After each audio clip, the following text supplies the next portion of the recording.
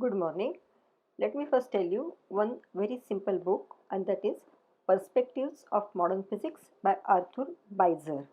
And that book explains different topics of physics in very simple language. We will need some quantum physics, quantum mechanics. So I want you to read a little bit of quantum from there.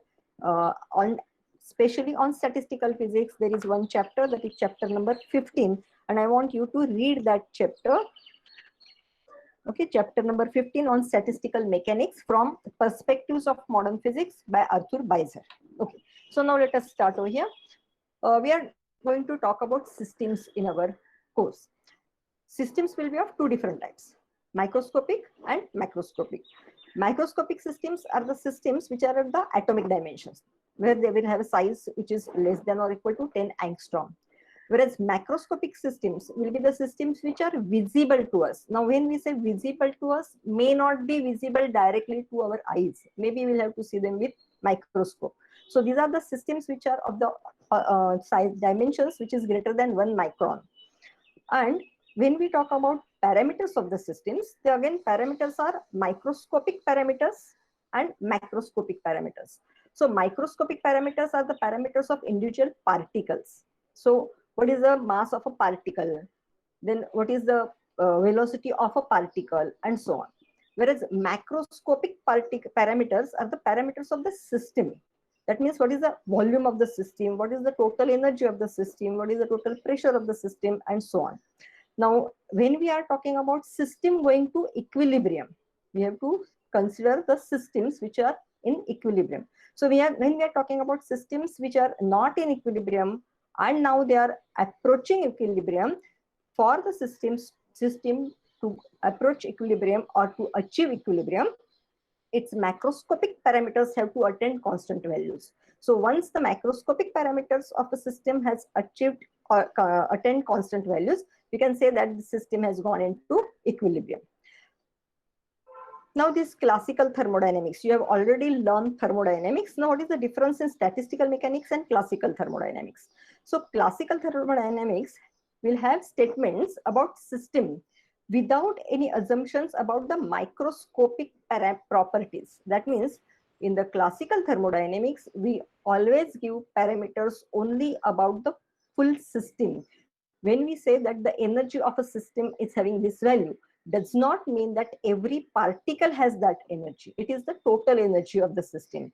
So in classical thermodynamics, there are no statements made about individual particles, that is about the microscopic properties of the system, but we talk only about the macroscopic properties.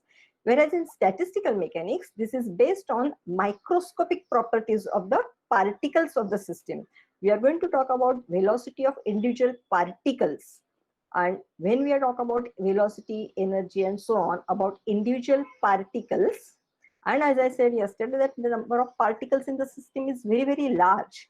So we will be using probabilistic approach. Okay, so now let's look at this history. Analysis of heat engine was done by Carnot in 1824. And concept of heat as a form of energy was accepted only when Joule performed some experiments and proved certain things, that is between 1843 and 49. Then after that, formation of thermodynamic theory was given by Clausius and Kelvin in 1850, and that was developed later by Gibbs in 1876 to 78. And when it comes to the statistical approach now, we have to talk about the macroscopic parameters. That means we have to talk about the individual particles of the system. And for that, distribution law of molecular velocities was given by Maxwell in 1859. And then the fundamental distribution equation was formulated by Boltzmann in 1872, which we'll be studying a little later. And that, based on all that, theory of statistical mechanics was developed by Gibbs again in 1902. And all that we will be studying now hereafter. So now let us consider one half spin particle. Say for example, an electron. When we say a half spin particle, that means it will have two different states, spin up, spin down.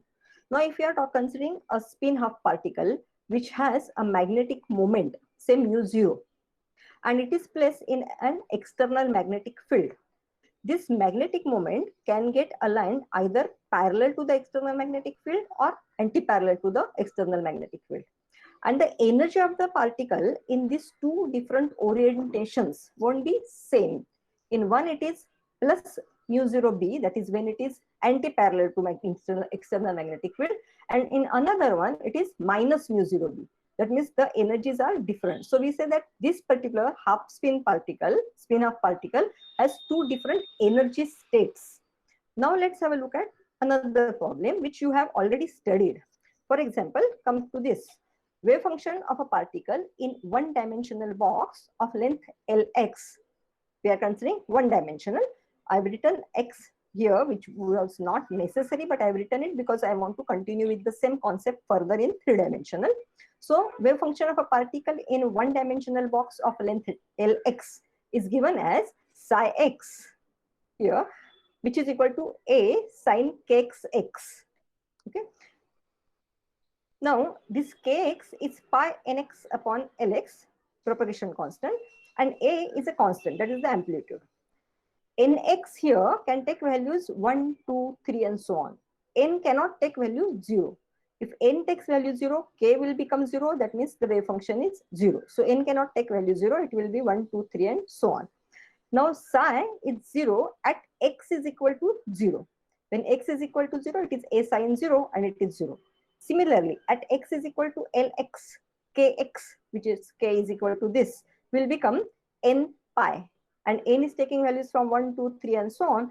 So again, we will have psi equal to 0 at x equal to Lx. That is the boundary of this particular box. For the particle in three-dimensional box, now we can write psi xyz. That means this wave function will depend on the position of the particle. Where is it located inside that box? And that will be a sine kxx, sine kyy, sine kzz. Again, kxyz will be pi upon pi nxyz. That means if it is x parameter, it will be x here. Y parameter, it will be y here, and so on. You have already written equation for energy of this particle inside the box, and that we know that this energy will be now function of nx, ny, nz as a group combination of nx, ny and nz, and that is given as h square upon 8m nx square by lx square plus ny square by ly square plus nz square by lz square. And this group nx, ny, nz can be considered as one orbit. Okay, so we can say this is an energy in this particular orbit having specific values nx, ny, nz given by this equation. So if our energy in a particular orbit is given as h square upon 8m nx square plus ny square plus nz square upon L square for a cubical box, that is Lx is equal to Ly equal to Lz. Now you can see that this equation will take a form like this: h square n square upon 8m L square, which is h square n square upon 8m v raised to 2 by 3, where h is constant, Planck's constant, so it has a constant value. If you are talking about certain particle, or say considering a gas in a box, if you are talking about a particular gas, m is a constant, L dimension of the box, so that is also constant. So you can see that now energy of this particle at in a certain orbit given by nx, ny, nz will be, because n square is nx square plus ny square plus nz square. Once you have considered a particular orbit, its energy is fixed. And this has, you have already learned that this shows that the energy of a particle cannot take any random values. H square upon atom v is to 2 by 3 is constant once you have selected box of certain dimensions and a particular size or mass of the particle. Now n or n square will decide the values of energy E. And this n square, which is equal to nx square plus ny square plus nz square, will take only specific values, because each of these nx, ny, nz can take values 1, 2, 3 onwards. Now looking at this equation, you can see that if I'm saying that our system has a maximum energy, say of 10 units, even if my system has 10 particles inside, that energy, which is 10 units of the system, is not going to be always energy with any one specific particle. but it will be distributed among all the particles. But that itself means that no particle inside that system can have energy more than 10 units. Okay.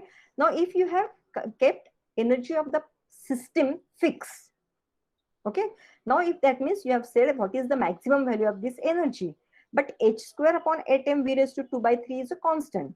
So this maximum value of energy will keep an upper limit on n square. That means it will keep an upper limit on the combination of nx, ny, nz.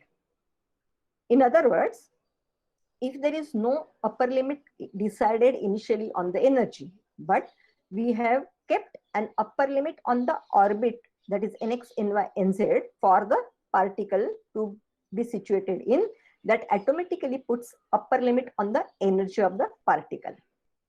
Now let us say, okay, so now first let me put here, what can be the minimum value of n square? Anyone? Anyone? 1, 3. Minimum value of n square? 3. 3, not 1, right? Each one of this nx, ny, nz will have a minimum value of 1. That means n square will have minimum value of 3. This decides what will the minimum energy. This shows us that n square can never be 0. That means energy can never be 0. So if it is an electron as our particle, energy of that electron can never be 0. That means if we are saying that the electron exists inside this box, it has to have some minimum energy. It cannot be having energy 0. If it has energy 0, it doesn't exist, right? Now let us consider one example. If this n square is equal to 6, okay, n square equal to 6 means nx square plus ny square plus nz square is equal to 6. So we can have a combination of nx, ny, nz the way I have shown over here. Maybe this is 1, 1 and 2. So that nx square plus ny square plus nz square will become 1 plus 1 plus 4, that is 6. This distribution, this combination can be written in a different way, that nx is equal to 1, ny is equal to 2, nz is equal to 1, or in the third way, that is nx equal to 2 and ny and z equal to 1. That means there will be 3 different orbits, 1, 1, 2, 1, 2, 1 and 2, 1, 1, giving us same value of n square, and so giving us same energy for that particle in that particular box. So this particular energy, that is whatever value you get with n square equal to 6, can be obtained in 3 different orbits. That means this particle state with energy 6 times h square upon 8m L square is degenerate, and it has a degeneracy of 3. This is also called as a multiplicity. Is this much clear with you? Could you explain what the term degenerate means? Okay, I'll come back to that again. So now if it is n is equal to, n square is equal to 3.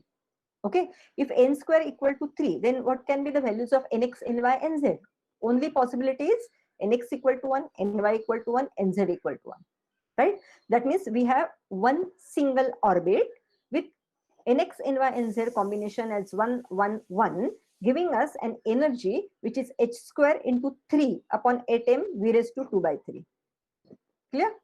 But if this n square is equal to 6, then there are 3 different orbits, because there are 3 different possible configurations of nx, ny, nz, giving us the same energy.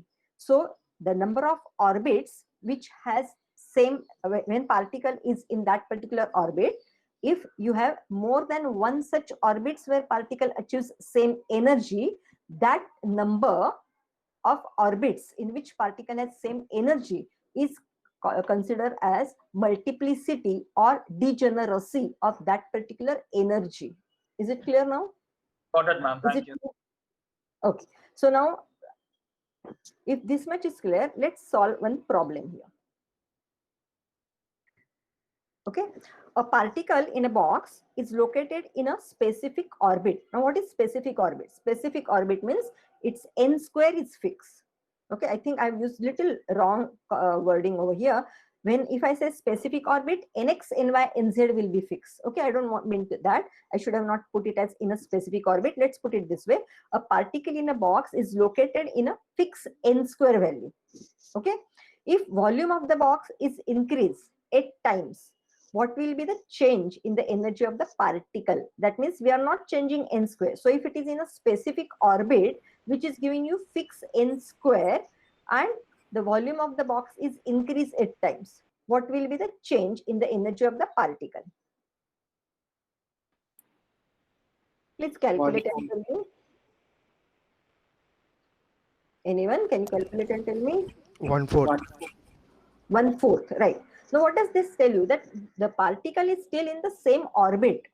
Particle is not changing its place. It's not shifting to some other orbit. It is still in the same orbit. But the volume of the box has increased and the particle finds that its energy is different. Okay. Now let us put it in other way. Now if we keep the volume of the box same, we keep the dimensions of the box same, that is length or the volume of the box we are keeping same. And we say that now particle has changed its orbit, the energy changes, right? Keeping this particular volume same, now if you allow the particle to have, okay, let me first put one more statement and then I'll come to this. If we are, as I said earlier, if we have decided what can be the maximum energy of the particle with the given dimensions of the box, that decides what can be the maximum value of n square, right? Now, for the same box, that means with the same dimensions, if you increase the maximum possible energy of the particle, automatically the n square increases, right? Now, if in the same box, if you change this n square, that means if you shift the particle from one orbit to other orbit, where that particular orbit doesn't come into the degeneracy level of that energy, then you will find that, for example, from n square equal to 6, if you put it to n square equal to 3, right, then definitely the energy of the particle changes. So energy of the particle will change in the same box if the n square changes. But if n square is kept same and the dimensions of the box are changed, that also would change the energy of the particle. Now I want you to give little bit thought to this particular problem. Why is it that, or what is the meaning of this particular statement that keeping the particle in the same orbit, if the dimensions of the box have changed, then the energy of the particle is changing. So just find out what is the significance of this particular concept, and we'll discuss that later, not in today's lecture right now. I want you all to think over this. Okay, you must have done it in quantum mechanics earlier. Have you done quantum mechanics in details last year? Anyone? Have you done? Yes. Okay, so please give a thought to this and we'll discuss it later. Okay, now let's come to this problem again. So this we have solved already. Anyone who has not followed this, is this clear to everyone? This is simple. Is it simple? Okay. So what I'm saying is, yesterday I told you people that I want you to actually find out how do we calculate atmospheric pressure, because when we say atmospheric pressure, usually you directly give me the value, right? What is the value of atmospheric pressure in terms of SI units? 10⁵ newtons per meter square, right? Pressure is force per area. And we know that the value is 10⁵ newtons per meter square. But how do we calculate it? When we say atmospheric pressure, we know that it is 76 centimeters of Hg. Okay. So if it is 76 centimeters of Hg, that means you can calculate it using the formula H rho G. And if you calculate it using that formula, you will get the value of 10⁵ in newtons per meter square. Now, knowing this particular value for atmospheric pressure, I want you to give me a value for volume for 1 mole of a gas, okay, at STP, whatever is that gas. Which formula will you use for that? 1 mole of a gas at STP. 22.4 liter. Yeah, how do you calculate that? PV equal to nRT, T will be 273.15 and N Right. can be kept as. Right. So what you do is, you actually write the formula PV is equal to NKT. So V is equal to NKT upon P. You want me to write or it is clear? I don't know whether I will be able to write it on the spot over here. Let me just try. Yeah, PV is equal to NKT. So V will be equal to NKT upon P. Now we are saying 1 mole of a gas at STP, right? 1 mole of a gas at STP. So you know what is this N? 1 mole of a gas will have number of particles equal to 6 into 10 raised to 23. You know the Boltzmann's constant, 1.38 into 10 raised to minus 23. Temperature at STP, what is the temperature? What is the temperature at STP? 273. 3.15. Right. And then if you put this as 10 raised to 5, you will get this value V as 22.4 liters. Right? Okay. So now, knowing this, solve this particular problem. So we have this particular volume for 1 mole of a gas at STP in a cubical box. We can say that now the volume over here is 22.4 into 10 raised to minus 3 meter cube. Right? 22.4 liters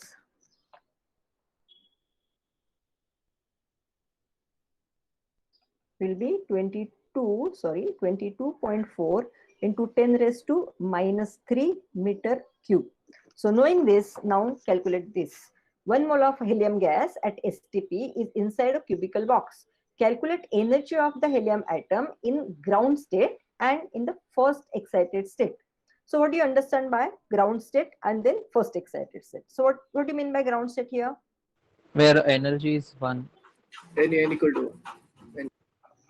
So when we say ground state, that implies N Nx square is 3. N is square is equal 3. to Ny equal to Nz equal to 1. That is the minimum values for Nx, Ny, Nz. Right? Okay. So using this, putting this value in the formula for energy that we have seen earlier, you can calculate the energy. Now what value will you put for mass over here? What is the formula for that energy? E is equal to h square n square upon 8m v raised to 2 by 3. H is a constant. What is the value of H? Anyone? Pascal's was this, sorry. Planck's constant. Planck's constant. What is the value of H? 6.6 into 10 to minus 20, 34. 34. 6.63 into 10 raised to minus 34. What is the unit? Joule seconds. Joule second. Joule seconds. What will be n square over here now in the ground state? 3. Nx to 3. ny equal to nz is 1. So n square will become 1 square plus 1 square plus 1 square. That is 3. Right? Then what will be this mass? We want to write mass of helium atom. So what will be the mass of helium atom? 2 into 10 to the power minus 3. How do you get mass of helium atom? 2 divided by Avogadro's number. Why 2? Why is it 2? Why is it 2? Because helium exists as a molecule. Hydrogen molecule is I'm not talking made about of 2 hydrogen. atoms. I'm not talking about hydrogen right now. I'm talking about helium, right? So Proton plus neutron. Mass of helium gas. helium gas, mass of this will become 4 upon the Avogadro's number. Why 4? It is not 2, it is 4. Mass number is 4. 2 protons, 2 neutrons. Right. If it would have been hydrogen, that would have been different case. We are talking about helium. So it is 4 upon Avogadro's number. And this mass, if you calculate, it will come to 6.65 into 10 raised to minus 27 kg. Okay. Is it clear? So now using this value, put that over here. You know the volume as 22.4 liters, which is equal to 22.4 into 10 raised to minus 3 meter cube. And you have the value of H. You have the value of N. You can calculate this energy. Clear? So has anyone done the calculation?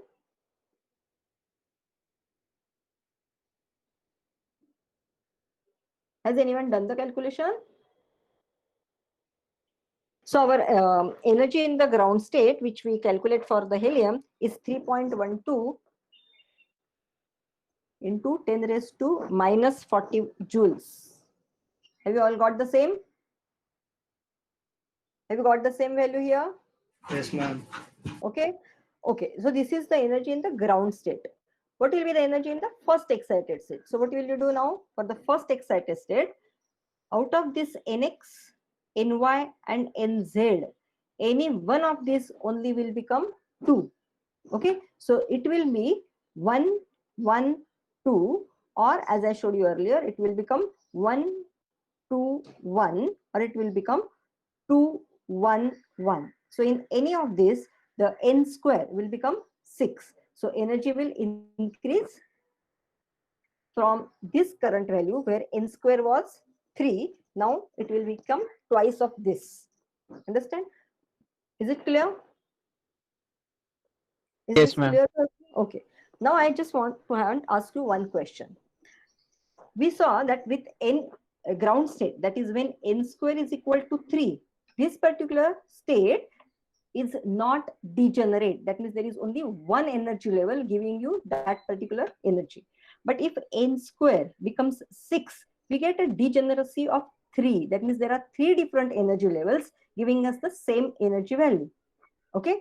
Now if I go on with n square equal to 6, the energy has increased. That's what we just now saw in this problem. So if I go for a higher energy value, okay, so is it that as I go on increasing the energy value, the degeneracy is going to increase all the time?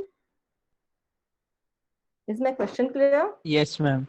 Okay, so can anyone say, will this energy go on as we increase the energy? Will the degeneracy go on increasing with the energy value? Not necessary. Not Not necessary. necessary. Right. Okay. So now let me put that we want to consider, say, n square is equal to 9. Okay.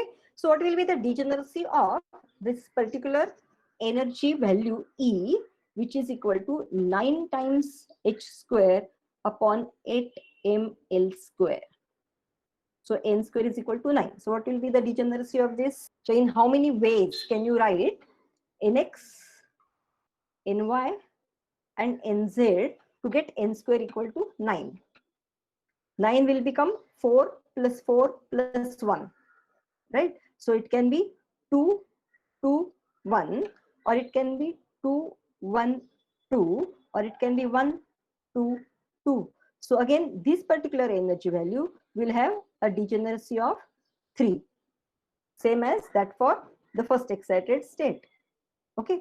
If n square has changed to say 12, is n square equal to 12 possible?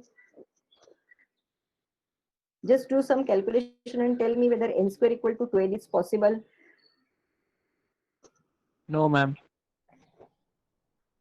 Okay, one person has said no. What about others? Yes, 2, 2, 2. 2, 2, 2. That is 4 plus 4 plus 4. When you say nx equal to ny equal to nz equal to 2. Okay, so if you put nx equal to ny equal to nz equal to 2, n square, which is equal to nx square plus ny square plus nz square equal to 4 plus 4 plus 4, that is equal to 12, right? What will be the degeneracy of this particular energy state having energy 12 into h square upon 8 ml square? What will be the degeneracy of this? 1. 1. 1. Everyone agrees that it is 1. Everyone Yes, agrees ma'am. that it is 1. Yes. Yes, ma'am. So how do you decide? That means you have to see that the values which you take here for nx square, ny square, ls, and nz square, those should be values which are proper square of some number, right? Then only you can write that nx, ny, nz by taking square root. So you'll have to take out the values, a combination over here. That means 12 will be some a plus b plus c, where a, b, and c, all these 3 numbers are proper squares of some number. Okay, and this 12 cannot be written in any other way than 4 plus 4 plus 4, that is taking the number here as a proper square. Okay, and so the energy that you get with this particular value 12 h square upon 8 ml square will be only one single state having this energy, so it is degenerate. Sorry, it is non-degenerate. Okay, its degeneracy is just 1. When we say that energy level is non-degenerate, does not mean that there is no energy level giving you that value. It means that it is one single energy level giving us that particular energy value, right? Okay. Okay, now from here then, in the next lecture, we will be talking about what is the meaning of macrostates and microstates of a system. Anyone has an idea? You may have studied that in thermodynamics. Okay, so what is a macrostate and a microstate? What is the difference in microstate and macrostate? We just now saw that our system, okay, the particle can have different energy values, okay, and that means it can go into different orbits, and different orbit will have different energy value, right?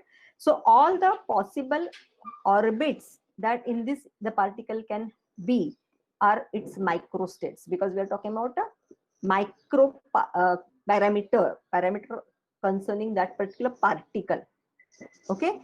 And then we'll see what are the macrostates, for which we cannot just consider one particles. We'll have to come to a system of particles, and then we'll have to see what all microstates are available for the system and what are the macrostates of the system.